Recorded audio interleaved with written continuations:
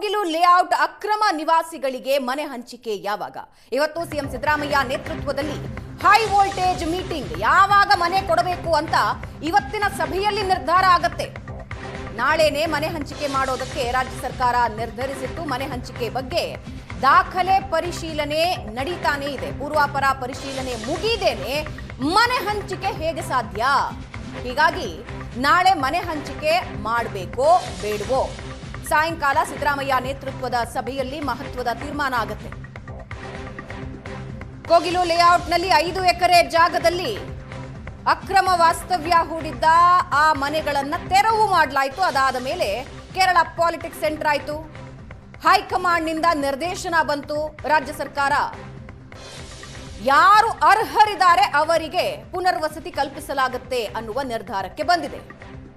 ನಾಳೆನೇ ಹಂಚಿಕೆಯಾಗ್ಬಿಡುತ್ತೆ ಅಂತ ಹೇಳಲಾಗ್ತಿತ್ತು. ಆದ್ರೆ ಪೂರ್ವಾಪರ ಏನು, ಅರ್ಹರು ಯಾರಿದ್ದಾರೆ ಅವರ ದಾಖಲೆಗಳ ಪರಿಶೀಲನೆ ಮಾಡಬೇಕಾಗಿದೆ. ಇನ್ನು ನಡೀತಾನೇ ಇದೆ. ಹಾಗಾಗಿ ನಾಳೆ ಆಗುತ್ತೋ ಇಲ್ವೋ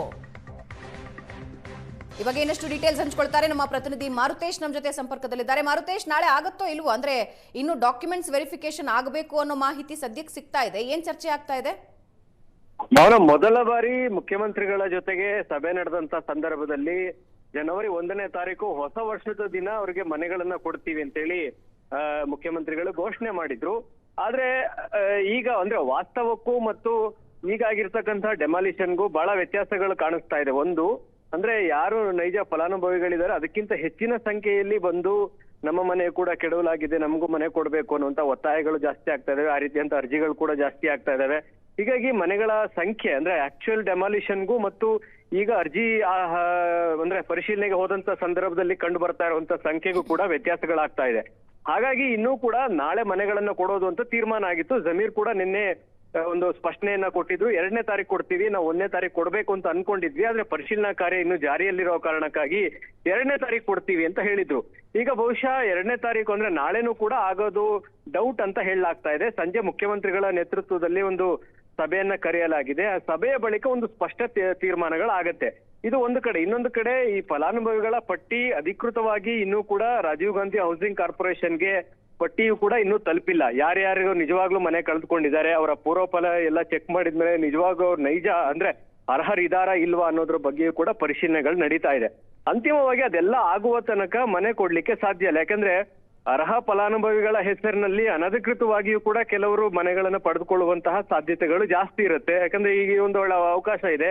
ಯಾರಿಗೂ ಅಕ್ರಮವಾಗಿ ಮನೆ ಕಟ್ಕೊಂಡಿರೋರಿಗೆ ಈ ರೀತಿಯಾಗಿ ಸರ್ಕಾರವೇ ಮನೆ ಕೊಡುವಂತಹ ಯಾವ ಯೋಜನೆಗಳು ಕೂಡ ಇರ್ಲಿಲ್ಲ.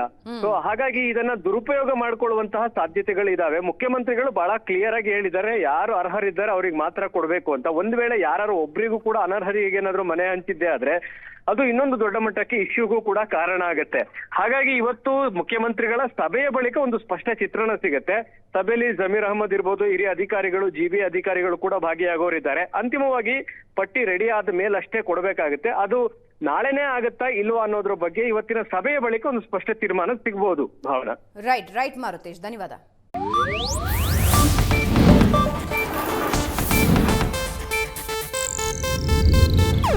ಇದು ಏಷ್ಯಾನೆಟ್ ನ್ಯೂಸ್ ನೆಟ್ವರ್ಕ್ ಪ್ರಸ್ತುತಿ.